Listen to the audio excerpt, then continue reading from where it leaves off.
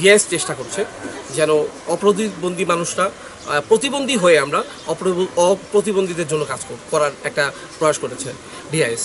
এবং ডিআইএস সবসময়ই ভালো কাজের সাথে থাকে এবং ডিআইএস সবসময়ই ল্যাপটপ, তারপর হচ্ছে কম্পিউটার হচ্ছে বিতরণ করে, মোবাইল ফোন বিতরণ করে যারা একদম গরিব মানুষ তাদেরকে অর্থ সহায়তা দেয়। হ্যাঁ, সবসময় ভালো কাজের সাথেই ডিআইএস থাকে। এবং গত বছর কিন্তু লালমনিরহাটে আমরা সাংস্কৃতিক একটা সন্ধ্যা দিয়ে আমাদের ডিআইএসের লালমনিরহাটে কার্যক্রম শুরু হয়েছিল। হ্যাঁ, তো আজকে আমরা এই যে ডিআইএসের যে মিনি গার্মেন্টস, এটা আজকে আমরা উদ্বোধন করছি এবং এখানে মেশিন স্থাপন হচ্ছে পাঁচটা মেশিন মানে স্থাপন হচ্ছে এবং 5 জন মেয়ে কাজ করবে যারা অপ্রতিবন্ধী। হ্যাঁ, ডিআইএস মূলত আন্ডার প্রিভিলেজ এবং ডিসেবল পিপলদের নিয়ে কাজ করে থাকে।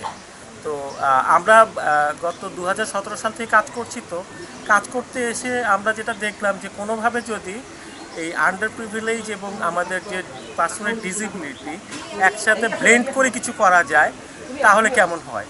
তো আজকে যেটা করছি আমরা একটা মিনি গার্মেন্টসের ব্যবস্থা করে দিচ্ছি এখানে, যেটাতে কাজ করবে হচ্ছে অপ্রতিবন্ধী মানুষেরা, আর এটার মালিকানার মধ্যে প্রতিবন্ধী মানুষও থাকবে। 1, 2, 3 ঢাকায় জমি জিতে নিন 100% ক্যাশব্যাক সহ 20 কোটি টাকার পুরস্কার। হ্যাঁ, যার ফলে হচ্ছে কি যে এই যে গার্মেন্টসটা যত ইনকাম হবে, ইনকামটা কিন্তু এই যে 5 জন নারী এবং একজন আমাদের পুরুষ ভাই আছেন, উনি দেখতে পান না, উনি মার্কেটিংয়ের কাজগুলো দেখবেন। তো যেটা হচ্ছে যে কর্মসংস্থানেরও ব্যবস্থা হচ্ছে। যে আমরা যেটা মনে করি যে একজন দৃষ্টি প্রতিবন্ধী মানুষ সে কিন্তু আপনি যদি দেখেন ম্যানেজেরিয়াল কাজ খুব ভালো করতে পারে।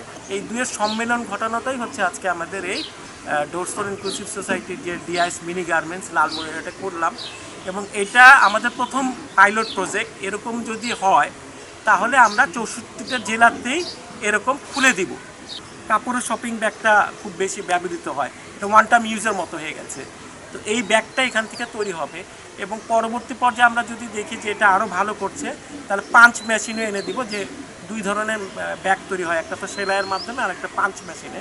তো ওই মেশিনও আমরা প্রোভাইড করে দেবো। আমাদের যখন প্রথম প্রোগ্রামটি হয় ওই প্রোগ্রামে কিন্তু আমি উপস্থিত ছিলাম। যে আমার লালমনিরহাট সদরে যারা দৃষ্টি প্রতিবন্ধী আছে, বিশেষ করে এখানকার যে সভাপতি মুরাদ, সে আমাকে বারবার, তাকে আমি অনেক স্নেহ করি। তাদের যে ঢাকা থেকে কেন্দ্রীয় কমিটির লোকজন আসছে, এই ডিআইএসের প্রেসিডেন্টের সাথে আমি কথা বললাম, তাদের যে কার্যক্রম এটি আমাকে একদম অভূতপূর্ব আমি অনুভব করেছি। দৃষ্টি প্রতিবন্ধীদের নিয়ে কাজ করছে, পাশাপাশি যাদের চোখ ভালো আছে, আমরা যারা ভালো আছি, আল্লাহ তাআলা আমাদের ভালো রাখছে, তাদেরকে নিয়ে দুইটা সমন্বয় করে যে মূল উন্নয়নের স্রোতধারায় সংযুক্ত করবার জন্য উদ্যোগ গ্রহণ করেছে, এটি অবশ্যই প্রশংসনীয় একটি বিষয়।